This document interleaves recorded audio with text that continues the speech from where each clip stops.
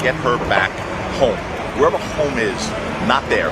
Where she come go as she goes. Right. Battles. People don't understand. When we are in power, the battles we gotta fight. This is where you need your friends, where you need your family. You need people who love you. So the drama surrounding Wendy Williams and Sherri Shepherd feels less like daytime television gossip and more like a slow-burning saga about power, pride, and unfinished business. For years, Wendy sat on that purple throne at 10 a.m., delivering celebrity tea with a sharp grin and a sharper tongue. Here in New York, where I'm working, and you know what kind of stuff I want to do. As a matter of fact, we just met somebody. Starting in September, I am debuting my own talk show, Sherri! She built an empire on being unapologetically bold, saying what others were too nervous to whisper. And when her health began to falter, it wasn't just a host stepping away from a desk. It was the sudden absence of a force. Behind the scenes, while viewers clapped and laughed along, Wendy has hinted there were battles most people never saw. The kind of battles that come with holding power. Very familiar with, well. She wants to get back to work, and she should get back. I am so excited because I am going to be joining the Debmar Mercury family. The kind that demands strength long after the cameras stop rolling. She showed up day after day without sick leave, carrying the weight of her brand and her audience. So when her health took a devastating turn and guardianship placed her future in someone else's hands, it wasn't just personal. It was public. And the clock on her daytime reign quietly started ticking down. Enter Sherri Shepherd. Warm, funny, undeniably charismatic. When she guest hosted during Wendy's absences, audiences responded. There was laughter. There was comfort. And when it became clear that Wendy wouldn't be returning anytime soon, the network made a decisive move. Right. People And love we her. miss you. I get more calls in support of her than I've ever had for any client, ever. That is the company that produces this show and several others that you love. Sherri would take the slot. Not just any slot, but Wendy's slot. The same 10 a.m. time. The same production company. Even Wendy's social media accounts were rebranded and handed over, followers and all. It was as if the torch wasn't passed gently. It was lifted straight from Wendy's hand and given to someone else while she was still fighting to recover. The announcement of Sherri's new show happened right on the Wendy Williams show stage. Cameras rolling, applause booming, and though it looked celebratory on the surface, there was an undercurrent that couldn't be ignored. The entrances felt familiar. The structure echoed what had come before. Viewers couldn't help but notice that the formula looked almost identical, minus the iconic purple chair and the signature, "How you doin'?" That became that you will never know about. Never. she's not well. So there's just a lot going on in Wendy's life that became part of pop culture history. For Wendy, it reportedly felt like watching someone move into your home before you'd even packed your last box. Sherri's show ran for 4 seasons.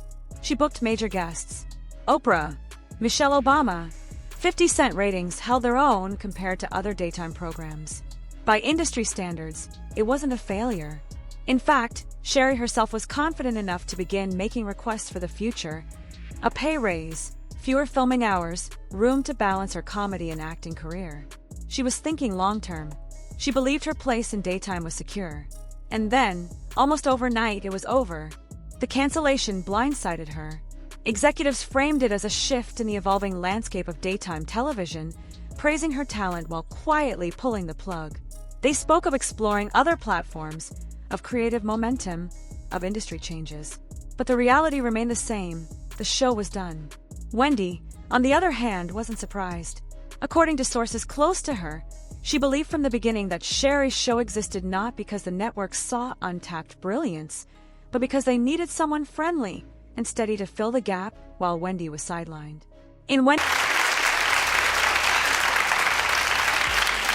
To keep a show. all I can do over here is pray. Wendy's view, Sherri didn't replace her because she could replicate her magic. She replaced her because the seat couldn't stay empty. And magic is hard to imitate. Wendy's appeal was never just celebrity gossip. It was the unpredictability, the raised eyebrow, the gasp, the fearless commentary that left viewers clutching their pearls and leaning closer to the screen. You could get headlines anywhere, but you couldn't get Wendy anywhere else. Sherri, by contrast, chose a safer route. Polished, positive, less messy. The The network may have wanted boldness, but what they got was restraint. The ratings were steady, but the cultural heat wasn't the same. Tension between the two women simmered publicly. Comments were made. Shade was perceived. At one point, Sherri suggested Wendy needed to focus on her health and be surrounded by loved ones. To some, it sounded compassionate. To others, it felt dismissive. Wendy reportedly wanted to clear the air, but the narrative of jealousy and rivalry had already taken on a life of its own. Now, with Sherri's show canceled, whispers of karma swirl. Wendy's supporters see vindication. 4 seasons later, the chair sits empty again. But here's where the story shifts from rivalry to resurrection. Reports claim Wendy could be released from guardianship within months. Producers are allegedly drafting plans for her return. A new New York accommodation, a bigger budget, expanded staff, even a custom-designed purple chair that allows her to glide on stage, accommodating mobility challenges while preserving the grandeur of her entrance. There's talk of apologies behind closed doors, of networks eager to restore what once defined their daytime dominance. If true, it wouldn't just be a comeback. It would be a reclamation. Public reaction is split. Some sympathize deeply with Sherri, acknowledging that stepping into those shoes was always going to be an impossible task. Talk shows are brutal to sustain. 4 seasons is no small feat. Others argue that the slot always belonged to Wendy, that her voice shaped that hour of television in a way no one else could replicate. But perhaps the bigger question lingers beneath the headlines. Is Wendy ready? After everything, the health battles, the legal constraints, the public scrutiny, does she still have the fire? Those who know her insist she does. They say she wants to work, that she misses the lights, that she misses the audience, that she misses being Wendy. And if she does return, it won't just be about ratings. It will be about resilience, about proving that even when the industry moves on, icons don't fade quietly. So now the stage waits. The purple chair, possibly redesigned, waits. Daytime television, ever hungry for a headline, waits. Would you want to see Wendy Williams reclaim her 10 a.m. throne? Do you believe this is redemption, or just another twist in a very public saga? Share your thoughts below, and if you're invested in stories like this, the rises, the falls, and the comebacks that keep Hollywood spinning, make sure you like and subscribe. Because something tells me this story isn't finished yet.